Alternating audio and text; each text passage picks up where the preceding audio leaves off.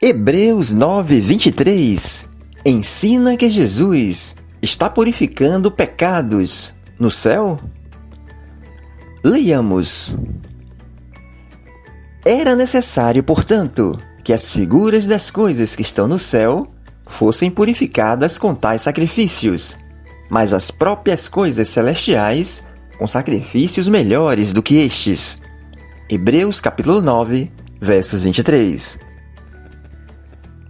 Essa passagem é usada pelos adventistas do sétimo dia na tentativa de provar sua particular doutrina do juízo investigativo, que ensina que Jesus, a partir de 1844, entrou no lugar santíssimo do santuário celestial para purificá-lo, e desde essa data está realizando um juízo de investigação. E aí perguntam: por qual razão a Bíblia diz que era necessário que se purificasse as coisas celestiais se não está acontecendo uma purificação no santuário celestial? Essa pergunta sugere outras perguntas. Pode existir contaminação no céu? Onde está escrito que nossos pecados têm o poder de contaminar o céu? Já que os adventistas acreditam que Jesus está purificando o santuário celestial, então, quando o santuário celestial foi contaminado e o que o contaminou? O entendimento adventista é que o sangue dos animais sacrificados, que era aspergido no altar, no véu e no propiciatório, contaminava o santuário terrestre. E como o santuário terrestre é uma representação do santuário celestial, do mesmo modo, o santuário celestial precisa ser purificado dos pecados da humanidade registrados nos livros de registros no céu. Mas por que essa compreensão está equivocada? Porque, embora os animais sacrificados estivessem substituindo os pecadores, na verdade, eles não representavam os pecadores, mas representavam a Cristo, o substituto dos pecadores. Foi Cristo que morreu em nosso lugar. Logo, o sangue dos animais sacrificados não representava o sangue dos pecadores, mas o sangue de Cristo, do verdadeiro Cordeiro que tira o pecado do mundo. O sangue dos animais representava o sangue de Jesus, sendo derramado em favor do pecador. E era esse sangue que era levado para dentro do santuário. Logo, o sangue não poderia contaminar o santuário, pois o sangue dos animais era uma simbologia do sangue de Cristo. Se seguirmos a linha de raciocínio do entendimento adventista, teríamos então que admitir que o sangue de Jesus foi o que contaminou o santuário celestial. E isso seria uma blasfêmia. Na verdade, o sangue dos animais não contaminava absolutamente nada. Pelo contrário, o sangue era utilizado para purificar e santificar. Vejamos. Do sangue aspergirá com o dedo 7 vezes sobre o altar, e o purificará e o santificará das impurezas dos filhos de Israel. Levítico 16, versos 19. Veja que o que contaminava o santuário terrestre eram as impurezas praticadas pelos filhos de Israel, e não o sangue dos sacrifícios. Assim, a purificação do santuário, na verdade, era a purificação dos filhos de Israel. Por isso o ritual era chamado de o Dia do Perdão. Se os pecados dos israelitas não fossem perdoados, esses pecados continuariam contaminando o santuário. Em nenhum momento a Bíblia diz que o sangue contaminava, mas que o sangue purificava. Isso é confirmado no próprio livro de Hebreus. Vejamos. Com efeito, quase todas as coisas, segundo a lei, se purificam com sangue, e sem derramamento de sangue não há remissão. Hebreus capítulo 9, versos 22. Mas analisemos a parte A de Hebreus 9, 23. Leiamos. Era necessário, portanto, que as figuras das coisas que estão no céu fossem purificadas com tais sacrifícios. O verbo ser, que aparece na maioria das traduções, está no passado. Era necessário, e não será necessário. E se formos para o texto no original grego, o único verbo que aparece é o verbo purificar. Katarizo, que está no infinitivo presente e não no futuro.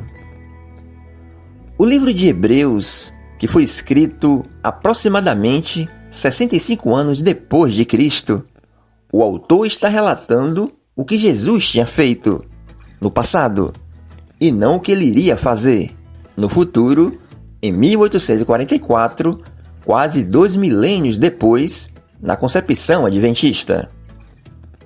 Só aí já fica claro que o uso de Hebreus 9:23 para sustentar essa doutrina é indevido. A expressão figuras das coisas que estão no céu remete ao santuário terrestre e seus utensílios, chamado também de tabernáculo ou templo terrestre, no Antigo Testamento, onde o sumo sacerdote entrava uma vez por ano para fazer os sacrifícios pelos seus próprios pecados e pelos pecados do povo.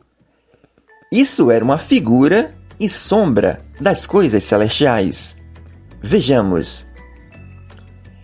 Estes ministram em figura e sombra das coisas celestiais, assim como Moisés foi divinamente instruído, quando estava para construir o tabernáculo. Por isso Deus disse: tenha cuidado para fazer tudo de acordo com o modelo que foi mostrado a você no monte. Hebreus capítulo 8, versos 5. A purificação do santuário terrestre era necessária. Deus instruiu o povo de Israel, por intermédio de Moisés, a purificar-se do pecado, ao derramar o sangue de animais no altar do santuário. Mas uma purificação, um sacrifício melhor, estava por vir. Aí entra a parte B do versículo de Hebreus 9:23. Leiamos. Mas as próprias coisas celestiais com sacrifícios melhores do que estes. O autor de Hebreus apresenta um contraste entre a purificação do santuário terrestre e a obra de Cristo. Fez-se necessário um sacrifício melhor e único, já que os sacrifícios do santuário terrestre eram contínuos, não purificava inteiramente aqueles que queriam se achegar a Deus, apenas prefigurava uma obra maior. Vejamos. Ora, visto que a lei é apenas uma sombra dos bens vindouros, não a imagem real das coisas, nunca consegue aperfeiçoar aqueles que se aproximam de Deus com os mesmos sacrifícios que, ano após ano, continuamente eles oferecem. Se isto fosse possível, será que os sacrifícios não teriam deixado de ser oferecidos? Porque os que prestam culto, tendo sido purificados uma vez por todas, não mais teriam consciência de pecados. Entretanto, nesses sacrifícios ocorre recordação de pecados todos os anos. Hebreus capítulo 10, verso 1 a 3. Ao contrário dos outros sumos sacerdotes, ele não tem necessidade de oferecer sacrifícios dia após dia, primeiro por seus próprios pecados e depois pelos pecados do povo. E ele fez isso de uma vez por todas, quando a si mesmo se ofereceu. Hebreus capítulo 7, versos 27. Mas este, havendo oferecido um único sacrifício pelos pecados, assentou-se para sempre à direita de Deus, pois com uma só oferta tem aperfeiçoado para sempre os que estão sendo santificados.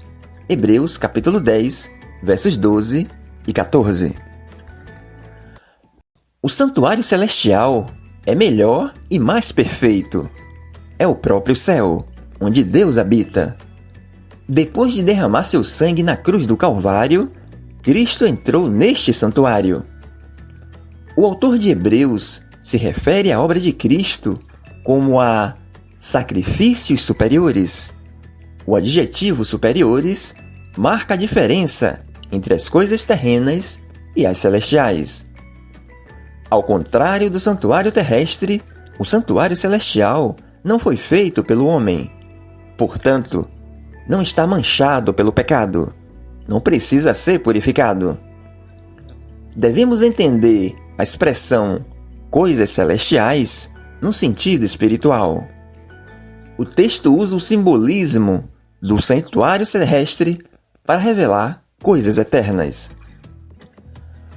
Mas por que o texto diz sobre as coisas celestiais serem purificadas? Porque somente quando o sangue de Cristo foi derramado, o céu se tornou, de fato, um santuário para o povo de Deus. O homem praticava os rituais de purificação diariamente, anualmente, para perdão de pecados, mas ainda assim se sentia culpado. Mas através do sacrifício de Cristo, o homem, além de ter os seus pecados remidos, tem acesso direto à presença de Deus. Não precisa mais de rituais para ter intimidade com o seu Criador. Vejamos. Portanto, meus irmãos, tendo ousadia para entrar no santuário, pelo sangue de Jesus, pelo novo e vivo caminho que ele nos abriu por meio do véu, isto é, pela sua carne. Hebreus capítulo 10, versos 19 e 20. Em Colossenses 1:20, Paulo vai nos dizer que Jesus reconciliou todas as coisas, as que estão na terra e no céu. Vejamos. E que, havendo por ele feito a paz pelo sangue da sua cruz, por meio dele, reconciliasse consigo mesmo todas as coisas, tanto as que estão na terra, como as que estão nos céus. Colossenses capítulo 1, versos 20. Esse sacrifício superior, feito por Jesus, é o novo pacto, a nova aliança em seu sangue.